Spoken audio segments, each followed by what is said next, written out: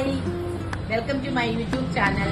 അപ്പോൾ ഞാൻ ഇന്ന് നിങ്ങളടുത്ത് പറയാൻ പോണത് എന്തെന്ന് പറഞ്ഞു കഴിഞ്ഞാൽ, ഇപ്പോൾ ഒരുപാട് പേര് എൻ്റെ അടുത്ത് ചോദിക്കുന്നുണ്ട്, ഇങ്ങനെ ഈ മുഖമൊക്കെ പിഗ്മെന്റേഷൻ, പിന്നെ എന്തോ ഭയങ്കര ഒരു ഏജ് ആവുമ്പോഴേക്കും, ഒരു 30 above ഇങ്ങനെ ആവുമ്പോഴേക്കും ഇപ്പോൾ ഒരുപാട് പേര് സ്കിന്നെന്ന് പറഞ്ഞാൽ ഭയങ്കര ഡ്രൈ ആയി, അല്ലെങ്കിൽ മെനോപോസ് ടൈം ആവുന്ന സമയത്ത് ഇപ്പോൾ ഒരുപാട് ലേഡീസിന്റെ മുഖത്ത് ഭയങ്കര ഡ്രൈനെസ്, പിന്നെ എന്തോന്ന് ഈ പിഗ്മെന്റേഷൻ അങ്ങനെയൊക്കെ വരുന്നുണ്ട്. അത് എന്ത് ചെയ്യണം, നമ്മൾ ഫേഷ്യൽ ചെയ്തിട്ട് മാറുന്നില്ലല്ലോ എന്ന് പറഞ്ഞ് എൻ്റെ അടുത്ത് ഒരുപാട് പേര് ചോദിക്കുന്നുണ്ട്.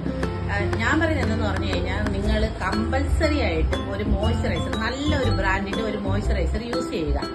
പിന്നെ ഒരു SPF ഒരു 50 above ഉള്ള 50+ ആയിട്ടുള്ള നല്ല ഏതെങ്കിലും ഒരു സൺസ്ക്രീൻ യൂസ് ചെയ്യും. ഇത് നിങ്ങൾ റെഗുലർ റൊട്ടീനായിട്ട് നിങ്ങളുടെ ലൈഫിൽ ചെയ്യുവാണെങ്കിൽ കുറച്ചൊക്കെ നിങ്ങൾക്ക് വ്യത്യാസം വരും.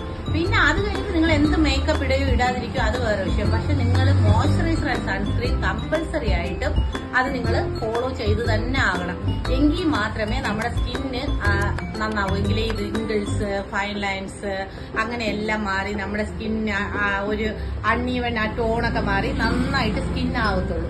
അപ്പം ഇത് എല്ലാവരും ഫോളോ ചെയ്യുമെന്ന് വിചാരിക്കുമ്പോൾ ഒരുപാട് പേർക്ക് അറിയാം. പക്ഷെ ഒരുപാട് പേര് എൻ്റെ അടുത്ത് വന്ന് ഇവിടെ പാർലറിൽ ചോദിക്കുന്നതുകൊണ്ടാണ് ഞാനിങ്ങനെ പറഞ്ഞത്. ശരി, താങ്ക് യു.